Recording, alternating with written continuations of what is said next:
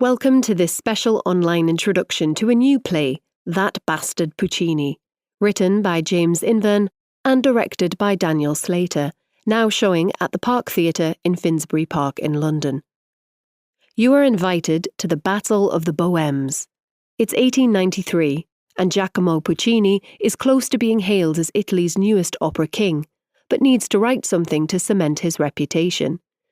He's found the perfect subject, the enchanting love story of La Bohème, based on a novel by Henri Murger. The problem is, fellow composer Ruggero Leoncavallo has thought of it too, and worse still, he claims Puccini stole his idea. That Bastard Puccini is a manic race between two of Italy's hottest composers. The winner will claim the keys to the city, the loser, a footnote in history. With riches and reputation on the line, this chaotic new play by James Inverne brings to life an explosive professional rivalry, a plagiarism scandal that rocked Europe, and a friendship tested to the limit. Inverne beckons us into the passionate world of opera, which, he states, is a direct line into pure, concentrated emotionality. We are transported to 19th century Italy, and into a shifting, versatile space that transforms into Leoncavallo's grand living room, a cafe, the streets of Vienna, and various opera houses, among other locations. That Bastard Puccini takes place in the Park 200 space. The action unfolds within a rectangular playing area, approximately 7 meters wide by 6 meters deep. The audience surround the action on 3 sides and over 2 levels. Slim black walkways extend from the front corners of the playing space, leading to doors from which characters come and go. Additional entrances are placed at the back, allowing for very fluid appearances and disappearances between all 4 doors.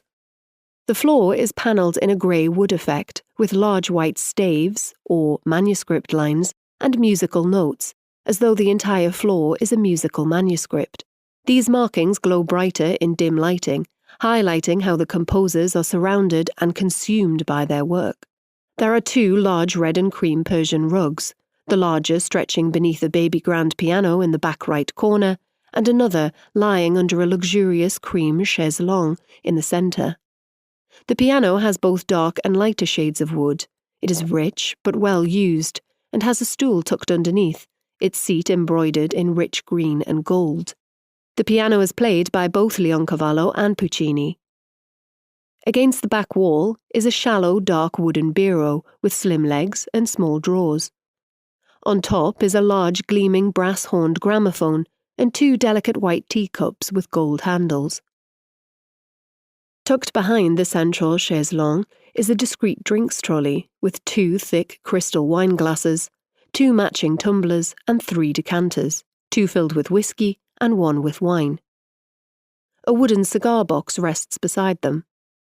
In the lower left corner of the room is a small circular occasional table. A floaty white lace cloth is draped over it, and a brass ashtray with a thick unsmoked cigar on top. A sparkling crystal chandelier hangs high in the centre.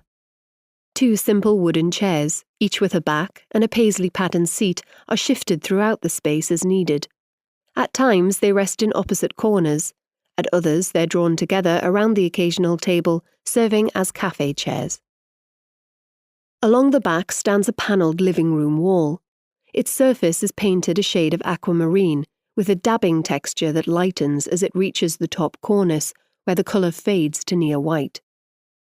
The panelled wall doesn't extend across the entire back, and on one side it ends abruptly, revealing a jagged section of exposed brick on a slant, as though the room itself has been peeled back. This, combined with the colour, is reminiscent of the tide rolling in. Hidden within the panelled wall are 2 small secret cupboards, each lined with floral Liberty print wallpaper. Their doors press in before swinging open unexpectedly, sometimes revealing a black gloved arm waving an object, perhaps a hat, or occasionally bottles of alcohol. From one of these cupboards, Puccini retrieves a brass candlestick telephone, which is tall and elegant, with a fixed mouthpiece at the top and a separate receiver connected by cord. The rotary dial is at the base. It's later placed on the bureau alongside the gramophone. At the jagged end of the back wall, the end closest to the piano, Two oil paintings hang at uneven heights, each suspended by thick cord and framed in ornate gold frames. The higher of the two is a portrait of the composer Verdi, a white man in his 70s with long grey hair swept back and a well-groomed beard and moustache. He wears a black tuxedo jacket, white shirt and a black bow tie. Below him hangs an image of La Scala in Milan, a grand stone building with towering columns, a triangular pediment, and a crowd gathered out front. When the lights dim, both paintings remain illuminated by a warm golden spotlight, giving them an almost icon-like presence, as though they're watching over the room. Just beside the paintings and behind the piano, a heavy velvet burgundy curtain is pulled to one side. It remains gathered until, with a flourish, it drops during the composer's curtain calls. In addition to the secret cupboards in the wall, there's also a hidden door in the centre, from which characters initially burst through. Giacomo Puccini, referred to by both names, is a suave genius in his mid to late 30s. Immaculate in both attire and composure, he carries himself with confidence and sophistication. He's white, around 5'10", and lean with impeccable posture. He has thick, dark, slightly greying curls slicked back from his face. His prominent and fashionable moustache complements his high cheekbones and angular chin. His smile is quick and playful, especially when taunting an exasperated Leoncavallo. Puccini swans around in grey tailored trousers, a well-fitting short black velvet overcoat, and beneath a double-breasted paisley burgundy waistcoat. His matching burgundy cravat is wrapped in an unfussy manner around his neck, allowing a hint of white collar to peek through. His black boots are slim-fitting, polished, and of the period. Puccini's movements are smooth and precise. His inner restlessness and racing mind are only betrayed through his darting eyes and the subtle motion of a thumb rubbing against his forefinger. He smokes often, drawing cigarettes from a silver case and lighting them with a match. His rival is Ruggero Leoncavallo, often referred to by both names, and also by Leon Bestia. He's a heavier-set, tall man around 6 feet, and is explosive in contrast to Puccini's infuriatingly effortless genius.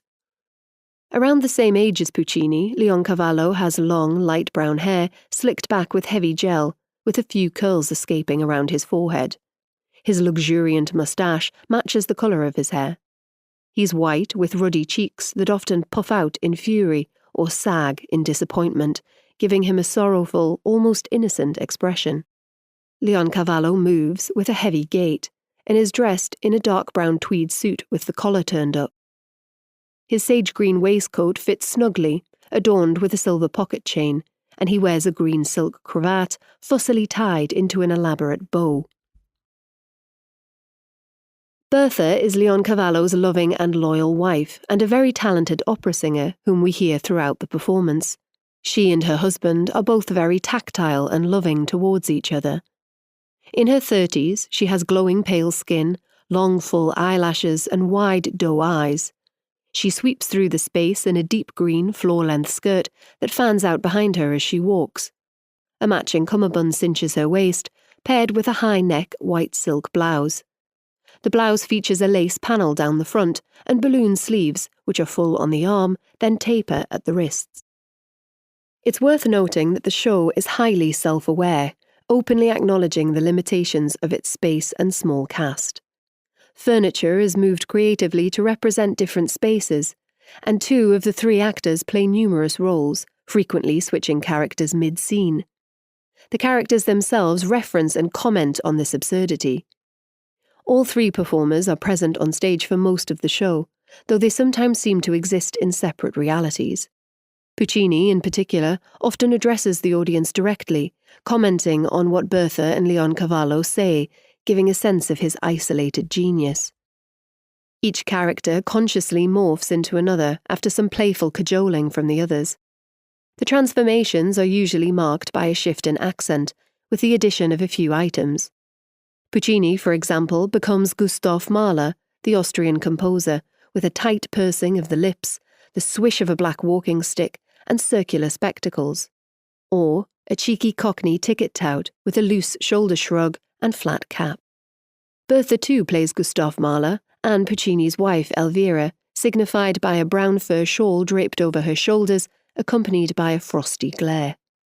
She also becomes Ricordi, an editor and musician who works for his family's music publishing house. As Ricordi, she sits with her legs wide apart, wearing a jaunty trilby hat and smoking a huge cigar. In Act 2, the stage is in disarray, mirroring Leoncavallo's mind and the frantic nature of the race. The piano and occasional table are littered with half-written manuscripts and quills, which spill over onto the floor. A brown jar of caffeine powder and smoked cigars rest on the piano, while the chaise longue sits awkwardly at an angle. Tumblers and scattered wine glasses suggest a creative frenzy. The cast and creatives are as follows. Puccini is played by Sebastian Torchia, Leoncavallo by Alistair Buchan, and Bertha by Lisa Ann Wood. The writer is James Inverne, the director Daniel Slater, set and costume design Carly Brownbridge, lighting design Katie Morrison, sound design Yvonne Gilbert, and the musical director is Tim Murray. The show runs from the 10th of July until the 9th of August at the Park Theatre in Finsbury Park. Performances are at 7:30 p.m. with matinees at 3 p.m. on Thursdays and Saturdays. That Bastard Puccini runs for around 2 hours, including an interval. The age guidance is 14+, and please note the show contains strong language and haze. This is a co-production between RJG Productions Limited and J. Todd Harris in association with the Park Theatre. If you have any other queries or needs, please call the Park Theatre box office on 0207 870 6876, Monday to Friday at 10 a.m. till 6 p.m, or email boxoffice@parktheatre.co.uk.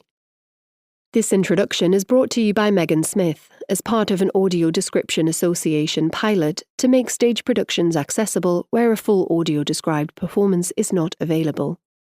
There will also be an audio introduction available for Meet Kings, which opens at the park on the 30th of October, with the introduction available shortly afterwards. Please note I'll now describe some visually significant plot points that contain spoilers. If you'd prefer not to hear them, please stop listening now. In Act 1, during a long silence, Bertha breaks the tension with a sharp "stop it." Just before this, the two men are locked in a petty standoff, blowing smoke into each other's faces. Leoncavallo smokes a cigar while Puccini puffs on a cigarette. At a few points, recorded applause is heard. Puccini and Leoncavallo at separate times take a bow repeatedly towards the red velvet curtain, their backs facing us. The first round of applause is for Leoncavallo, who is also handed a massive bouquet of bright flowers. Leoncavallo's score for La Bohème is represented by a large, heavy book in deep rich blue. In Act 2, a big laugh erupts from the audience as Puccini appears as a gondolier. He stands on a chair behind the chaise longue, where Bertha and Leoncavallo are lovingly reclined. He wears a straw gondolier hat and uses his walking stick as an oar to punt them through the water. In Act 2, when Leoncavallo and Puccini both demand Bertha sing their opera, they each grab an arm and pull her in a tug-of-war. Later in the play, as the characters prepare for an awards ceremony, Puccini gives Leoncavallo a black top hat, which he wears with misery. Towards the end of the performance, Leoncavallo appears dishevelled, wrapped in a silk dressing gown. During the final scenes between Puccini and Bertha, she very swiftly becomes Elvira, Puccini's wife, in the middle of their conversation, by wrapping the shawl around her shoulders. In the final moments, Leoncavallo and Bertha sit together playing the piano and singing tenderly, bathed in a golden light. Puccini, meanwhile, stands apart, alone, staring out towards the audience as the lights fade into darkness around him. This is now the end of the audio introduction.